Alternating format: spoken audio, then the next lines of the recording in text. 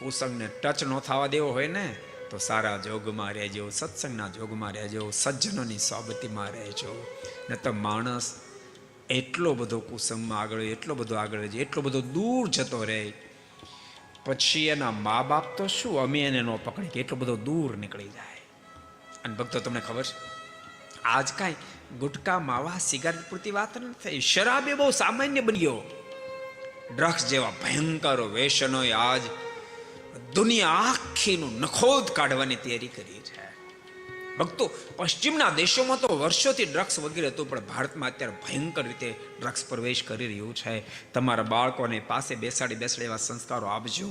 સંસ્કારની સાથે એટલો બધો પ્રેમ આપજો, એટલો બધો પ્રેમ આપજો. એ પ્રેમ રૂપી બોર્ડર તમારા સંતાનોના જીવનમાં દૂષણને પ્રવેશ નહીં કરવા દે, પ્રવેશ નહીં કરવા, એવો બધો પ્રેમ આપજો. માનવાનો કોઈ મિત્ર હશે ને એને કદાચ એ બાજુ લાલાયતી કરશે, તુરંત તમારો પ્રેમને યાદ આવશે કે હું આ વ્યસનમાં જવાનું, મારા મમ્મીને ખબર પડે, મારા પપ્પાને ખબર પડે, કેટલા બધા દુઃખી થઈ જાય. માટે મારે આ ન કરાય એટલો પ્રેમ આપજો. માત્ર રૂપિયાની પાછળ ગાંડા નહીં થઈ જતા. હું તમને વારંવાર કહું છું, સંતાનો માટે સમય કાઢજો, એની પાસે બેસજો, એની ભાવનાને સમજવાનો પ્રયાસ કરજો.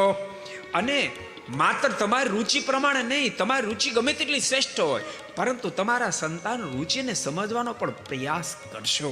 તમારી સારી રુચિને તમે જરૂર પાજો, પરંતુ યાદ રાખજો, સાકરના શીરા જેવી કરીને પાજો, માને પ્રેમથી પાજો, નાળે કરીને નહીં. એમાં સમજ પડે તમને જય સ્વામિનારાયણ? ધરાહાર નહીં. એને પ્રેમ આપીને જો તમે પાશો તો તમારી રુચિને પણ પીશે. તમે જેવી અપેક્ષા રાખશો એવા ગુણ્ય તમારા સંતાનો થશે. પણ જો તમે ટાઈમ જ નહીં કાઢ્યો હોય, તમારા મનમાં એમ થશે કે ધન છે તો બધું જ છે, બીજી કોઈની જરૂર નથી. પણ એક દાડો તમને મનમાં એમ થશે કે ઓહો, આ રૂપિયાની પાછળ ક્યાં ગાડો બન્યો, રૂપિયા કમાવા રહ્યો, એમ મેં બધું જ ગુમાવી દીધું, બધું ગુમાવી. એ પોઝિશન નિર્માણ ન કરવી હોય તો પરિવાર માટે ટાઈમ કાઢજો, મારી તમને ભલામણ છે. को पसंद आया हो तो लाइक करें और शेयर करना मत भूलिए. सब्सक्राइब करें सरदार कथा चैनल को और बेल आइकॉन पर क्लिक करना मत भूलिए लेटेस्ट वीडियो सबसे पहले पाने के लिए.